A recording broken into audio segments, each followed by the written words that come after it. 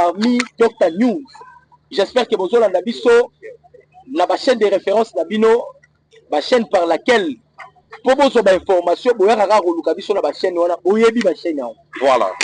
Nazanga mokote nazan accompagné na Ale Moloto. Voilà. Ce fait c'est comme Ale Moloto pour quitter sa moto. En tout cas, c'est préparé pour ceux qui ont déjà moto. Voilà. Ale Moloto. Maloba mboka wa yo. Moto na ba compatriotes na biso, il y a partout au bozo kolanda biso en ce moment. Alors, quand nous sommes tolinga ko ebisa bino ki bon message na ke soki bo moninga na ndeko docteur, c'est-à-dire makambo ezali. Ouais. Alors makambo ngo to ye poto dénoncer to loba.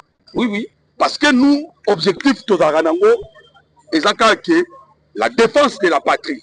Les défenseurs de la patrie. Voilà. Wale za kutu kombo ntoma ya nzambe moko nda lobaki na ngano bino fo ba benga bino ba défenseurs de la patrie. Voilà. Sikoyo tellement que nous sommes les défenseurs de la patrie, et to beta masolo ya ba congolais. Tout ça conscient que bato nyonso ba Hollanda biso sont des congolais. Voilà. Tout na oli susu tete la biso j'aime. Voilà. Le rôle za congolais, yeba ke to beta masolo mboka na yo. Voilà. Yo banda déjà ko finira biso ka ba j'aime.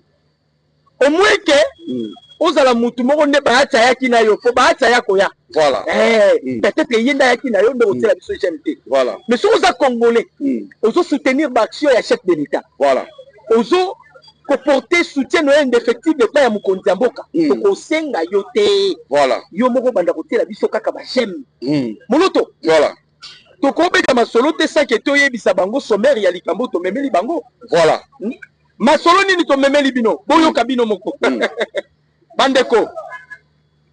To memeli bino attaque contre la prison Ndolo. Nini eleki to nini o babimisi comme révélation pour la prison Ndolo. Voilà. Et tozo yebisa bino les arrestations. En gros et en détail, en cascade. 211 Rwandais identifiés dans la prison Ndolo. Voilà. Coup fatal pour Paul Kagame. Makambo to memeli bino na ngai na ndeko na bino ale Moloto to pandela bino nteke na tongo awa. Voilà. Et l'après-midi, avant midi. Avant midi. Voilà. Avant midi. O to pandela bino nteke yango ani. J'espère que Moloto toko bakisela bandeko ba congolais. Toko suka wana te. Ouais. Toko betela bino lisolo ya coup fatal ndenge ndeko Dr Lobi. Là boko comprendre kunini fatal oyo to beti Rwanda parce que eza dosa Rwanda. Toko kende na Rwanda wana. Bandeko. Ndenge kaka tolobaka parce que ezali la logique ya mokonzi mboka ndenge alobaki nzete Paul Kagame amataki yango kokitela nzete azokita tozo servir Kagame kita voilà azokita mais bon bandeko baza komi tungisa pona koyeba ke Kagame ngo asa kiti akomi na niveau nini kala te bozo mona azokomi dana se po awa tozo loba mbutu na kati ya Rwanda tokobeta masolo wana bokoyeba na kati ya Rwanda nini ezali kolekana. Kagame abandi déjà ko sentir biloko oyo Mobutu asantaki pene ya kokende na ye. Boko kango pe na kati. Voilà. Boko kango na kati ya émission. Voilà moko alikam to kobeta masolo awa na kati ya émission. To bandi actualité sikoyo boyoka. Moloto, j'espère que vous allez vous souvenir. Mutu ya liboso atelemela ki état de siège, il s'appelait Edouard Mwanga Chuchu. Tomo tozu totie Mwanga Chuchu mapoko. Tomo na kaka boy, un ancien président français. Voilà. Oya matoyo boy, Nicolas Sarkozy. Ndoki. Voilà. Auti France yembangu. Oh, na kuluka Tshisekedi. Président Tshisekedi Sarkozy. Problème ni ono Tshisekedi yaka to coopérer. Boyoka ba congolais. Voilà. Po tozo kende boyoka makambo endisa esala mana ndololo. Voilà. Et ndako zala catastrophe na lobi na bino apocalypse. Voilà. Makambo yo oyo babimisi ya ndololo ndako zala apocalypse. Somo tomoni Sarkozy aye ba congolais boyoka. Tolobi tokosenga bino ba GMT. Au moins que ozala congolais te. Voilà. Mais soko za congolais zolanda ngai na ndeko na yo Moloto.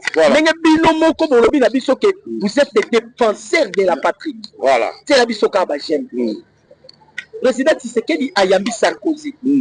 Nini Sarkozy a dit Tshisekedi, est-ce qu'il n'y a pas moyen de coopérer? Tshisekedi a tout ni to coopérer na nini oh non on moni ne bokangi mwanga chouchou to ça na besoin botika mwanga chouchou bopesa soki to coopérer kaka to coopérer nanga ina yo congolais on ne savait pas pourquoi Sarkozy a yaki kosenga ba libérer mwanga chouchou mais il faut que ça va congolais que ça Sarkozy est mon côté même la Belgique même aussi la Suisse. Vous comprenez? Un simple député, Edouard Mwanga Chouchou. Bazola Kolukaye, n'a pas président Wana. Mais Bandiko, et ce qui peut y Sabatou, Mwanga Chouchou Anani. Voilà. Ok. Le président Tshisekedi devant Nani Sarkozy. ABC Sarkozy, est-ce que vous savez que le gouvernement congolais, tout ça rappelle la justice d'Abisso, tout ça, pays état souverain. Voilà. Tout ça, pays moko indépendant, notre souveraineté pour y comprendre. Voilà. Ce qui Mwanga Chouchou Azali innocent, va libérer. Voilà. Mais s'il est coupable, la justice congolaise va faire son travail. Voilà. Pourquoi Sarkozy a yaki koluka Mwanga Chouchou? Joseph Kabila na pouvoir. Voilà. Après si Mwanga Chouchou concession il y a 200 km². Là, je précise parce que ça matière n'a pas maîtrisé. Voilà. Concession, il y a 200 km². Après, si espace, il y a un bichungu. Et ça qui na 36 carrés miniers. Voilà. Oyo Kabila a pessi Mwanga Chouchou. Un Rwandais. Voilà. Pour la Nini, pour votre information, Mwanga Chouchou, c'est lui le père fondateur de CN2P. Voilà. Oyo Komaki. M23. Voilà. Mwanga Chouchou. C'est lui le fournisseur armes, munitions, corrompre na ba officier awa, c'était Mwanga Chouchou. Voilà. Kobanda déjà côté Mwanga Chouchou maboko, c'était déjà le début il y a déclin, il y a M23. Voilà. Avant les loba comme ndenge ba komi lelo. Alors to keimbangu mbala moko na Suisse. Pour parler avec les M23. Voilà. Nenge tozo kene na ba pour parler. To ndenge to bandaki ko kene na ba pour parler, c'est avec condition. Bato ba rolobo Tshisekedi aloba qu'il ne peut pas négocier, ne peut pas dialoguer avec les M23. A komi ko dialoguer na bango ndenge nini. Voilà. Voici la réponse. On ne peut pas désarmer. On ne peut pas procéder à un programme. Il y a PDD RCS. Voilà. Sans passer par des dialogues. Voilà. Parce que Bataki déjà va connaître des opérations. Bataki va PDD RCS. Autoniato le Ghana. Démobilisation, désarmement, cantonnement. Et c'est là qui tout qui est vendre tout celui-là. Voilà. Bango bazana cahier de charges. Cahier de charges na bango, c'est Makambo Paul Kagame apesa ki bango bakini. Voilà. Donc tokomi kuna bakomi ko réclamer ba prisonnier. Mutu ya liboso ba réclamer. Voilà. Mwanga Chouchou. Monoto, banzela bango no nteke ya makambo siko ya prison. Par révélation ebimi. Par révélation ebimi bandeko ba congolais. Awa tozolo barabino Kagame na système na ye auto sakabino tango nyonso. Ya tol and fight. Combattant. L'État bengaki biso to kende kosoa na ye na Suisse. Nzokande azaki ko préparer coup. Bande kondenge oki to isino na bandeli ke tonga to kutana ne loko moko na ville ya Kinshasa engake zala ya somo. Peut-être coup de tenga au salama mbamo. Donc quoi ne va préparer ezali Kinshasa ezalaki pe Lubumbashi, Boyo Kabino Mogoku. Maman na kou oza qui préparé. Ouais. Alors, nini bazala qui ko préparé. Panzante ke monoto. Si bazala qui ko fait sa liste il y a 700 prisonniers. Quelques prisonniers. Oh, faut babimisa. Babimisa. Mais en réalité, na kata ba prisonniers wana majorité ce sont des Rwandais identifiés déjà. Ya wana Kagame azalaki mutema moto. Babimisa ba prisonniers. Oh, abato solo là. Il faut babimisa ba prisonniers parce qu'il sait que la majorité des prisonniers oh biso tozui comme preuve il y a guerre au akosala biso na est la République démocratique du Congo, ce sont des Rwandais. Les Rwandais. Voilà pourquoi tu as le solo bandeko ba Congolais, il y a cimetière de Kanombe, ils t'ont dit là officier, mais il y a aussi des officiers rwandais au biso tokangi. Donc quand il y a un homme na ba mission oyana tokotangela bino kombo. Tokotangela bino kombo na ye. Azali membre ya Union Sacrée. Boyoka. Membre ya Union Sacrée. Azala lopango na ye na bon marché pene na prison ya Ndolo. Boyoka bon. Azotumbola libulu. Expliquez bango abengisi fourrage. Voilà. Sous forme que azoluka mai. Parce que fourrage yaka pour la bateau comme ça la ligne mai non et permettre ceux qui ba mai ezo bimate et permettre bateau. Aussi to lobby to senga bino ba jamais té. Voilà. Mais toujours comprendre que on dirait que les Congolais baza mingi té. Kakande ba étranger. Parce que si vous êtes Congolais la sécurité à live ezaka ba jamais na. J'aime pour sécuriser notre direct. Voilà. Babengisi forage. Babengisi forage. Voilà. Forage ye aye na poule. Basala nini? Ba forêt pour la combinaison. Ok, ça calcule wana te. Calcule ya batimbola libulu. Ba komiti na Ndolo. Non, batimboli na libulu. Na se wana voilà. A fi mettre. Parce que libulu wana comme okende. C'est-à-dire botimboli na bokoti après bokomi kokende na C. Si vous avez atteindre, parce que basali déjà cartographie, voilà. Bah, y a déjà place ba prisonniers na basali. Oh bah on a évacuer bango un à un. Pour l'autre continuer. Ndenge boyoka ba évasion minene salama. Et nous comprenons que Kagame est là derrière. Ndeko docteur. Na avant d'avancer na nous, na ina passer na nous message moko et pas ya mokoza mboka. Que le président doit faire attention na bayi Union Sacrée. Le président Sengia fait attention. Madeko lopango eza ya moto ya Union Sacrée. Ndenge tobi tokoya na kombo. Parce que to luka toujours to recevoir ba détails, il y a information. Ouais. Mais c'est un membre de l'Union Sacrée. Yango le président et Sengia faire attention na bayi Union Sacrée. Bomoni kuwa betami na Bamako 4 villes et babi les experts ont dit ceci pour esalami na Bamako et kokaki kosalama te sans le renseignement et ba renseignement ya kuwa na se salami et uti na ba membre ya gouvernement ya Assimi Goïta. L'objectif de bango ezalaki basala évasion.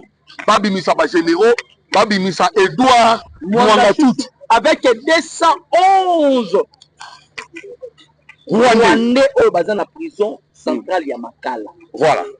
Batouana tokanga bango ya Ndolo pardon. Batouana tokanga bango comme preuve. Il y a invasion et salema pour la kotalisa mokili. Combien Paul Kagame a violé la charte ya nation. Mais partout bazana union pololo basali tout ba préparer ba l'autre non moko na bango voilà ba préparer nazo mon on dirait za papa wana moloto je pense que za papa wana donc papa wana za plus de 1 million de parcelles na mboko au Congo ezaka papa wana mais to bimisa kombo na bandeko imaginez-vous Rwanda Zosenga Yav. Yav qui est congolais, voilà. Mais il est réclamé parmi les prisonniers qui seront libérés. C'est pas MP3. Est-ce que ça est-ce que mais comment vous c'est normal? Jamais. Voilà. Donc est-ce que c'est normal? Si vous comprenez bien, on remonte que la M23 va bloquer Doha quand elle est libération de prisonniers. Kaka likamu wana juste au point que vidéo moko bima soldat na biso congolais aza na niveau ya Rwanda et ça la base na ba réseaux sociaux congolais wana zoloba président Tshisekedi tozo senga na yo tozali awa na Rwanda en tout cas solola kaka batika biso. Est-ce que vous imaginez que Kagame na degré de dictature au Kagame azaka nango peut-il permettre Mouton son téléphone à se filmer pour que à lancer un message dans Mokozamboka? Si vous constatez bien, Kagame a perdu na kata bitumba oyo des officiers, des élites, ba hommes de confiance, ya kokufa bakufi, ya kobuka na kozoka bazoki, oyo pe kokangama bakangami. Voilà pourquoi il ne jure que na bamambo na il était tellement orgueilleux bandeko, il commençait à se sentir que à un niveau moko na Israël, parce que à l'Israël c'est comme ça. Balandela ka soldat moko ou les Américains. Lui Kagame commençait à penser que à un niveau wana, mais donc à un niveau wana te. Na atamukete moko, atamukete. Donc à subir coup fatal na degré ya kosakana te. Mais tozo benga ndeka ba service de renseignement et que tangu nyonso vous avez l'occasion ya kosala musala pona mboka. Ndege biso to kosala musala pona mboka pona ko informer bana mboka, ko mobiliser bango pour que biso tout la lisu likola lisu to protéger mboka ekolo etondi na richesse. O banguna bako bundisa tongo midi pourquoi? To interpeller ndeko congolais tout o azui chance ya ko kipe poste moko à l'état. En tout cas boza la lisu ko lisu. Lisu likolo ya lisu parce que munguna la l'idée. Vous constatez que Emmanuel Macron a outil comme ça là. Et le monde a européen. Bazo la laté. La laté mon attaquer ma pays à Sahel. Ma pays à Sahel les jours. Qui déjà objectif naïe. D'ailleurs lobby moko ya bayi Mali, bakomi kolobana Russie qui aux alaki informé. La Russie nous a trahis. Voilà. Voilà, balobi bongo. Ba risque comment ba obeta ba lié na bino. Bande ko ba congolais. Bande ko ba congolais. Tozana na prison ya Ndolo. Hein? Tozana na prison ya Ndolo. Voilà. Oh ko pousser biso pe na réflexion makasi. Est-ce que réellement on doit continuer toujours ya ko battre la prison ya Ndolo parce que Ndolo en soi eza na zone eza isolée. Voilà. Prison Ndolo ça se trouve presque na bon marché non? Voilà. Na Barumbu. Na commune ya Barumbu. C'est-à-dire il y a des gens là-bas. Parce que le bateau va profiter que nous prenons parce que la carte est préparée et ça la bateau préparé. Bateau entre banani bateau bandeko s'attendre que nanga kuya. Voilà. Bandeko et ya la bateau ba genaki ba ba kolia te ba komela te tinanga kuya. Voilà. Il y a des bazana union sacrée, union bololo. Il s'attendait que Tshisekedi ya kuya. Mais le coup là est simbité. Maintenant, dernier coup de Meka, prison Yandouli. Voilà. Bande de combat congolais. On a révélé, imaginez, Bazo Timbola, Liboulou. Maintenant, si par malheur, Bazala qui détecté, sort la biso de la parce que Bandouala Soki Babini, Bazala Lokola Lion si Bazoki. Ils peuvent tuer. Surtout que Kagame y a mon conscience en âme a qu'il a commis déjà na suka. Voilà. N'a commis na suka. Et mon loto. Pourquoi on cherche toujours Mwanga Chouchou? Pourquoi les Rwandais réclament du jour et nuit la libération de Mwanga Chouchou? Mwanga Chouchou qui dit qu'il est congolais. Mais il a été toujours réclamé par les Rwandais. Voilà. Na bino kombo Kabila ya quand même la ciment. Ya Mwanga Chouchou. Ya Mwanga Chouchou. Mutazana valeur na mito yopa ya Paul Kagame lokola Mwanga Chouchou azate. Alors il faut que le gouvernement baluka Mwanga Chouchou. Mwanga Chouchou encore des secrets doit révéler. Oui oui. Il faut CNES na CNC basala musala. On doit prendre Mwanga Chouchou. Ko beta ya ta fimu na niveau qui mukola ça. Côté ya na courant. Mwanga Chouchou a des choses il doit voilà. Pourquoi on réclame Mwanga Chouchou? À tel point que affaire déplacer le président. Bandeko. Le président Bazotamboula pour Mwanga Chouchou Azanani. Député Mwanga Chouchou. Voilà. Comment Baoluka basa l'invasion? Moutali Bosso ba sibia ko kimisa Mwanga Chouchou. Et puis Oyo, il y a une énième tentative. Lorsque Bataka Kili Bosso prison à Makala. Prison de l'Opézaï na 4 liste. mais tellement prison ndolo eza na sécurité na makala parce que bazali na kati ya kotatone et il pensait que Mwanga Chouchou a na makala donc on a la facilité à frapper makala pour une invasion nde omona ki ba frapper ki makala. Vous connaissez quand même la suite ya makambo likaki tango ba constater que na makala Mwanga Chouchou azate nde omoni ba komi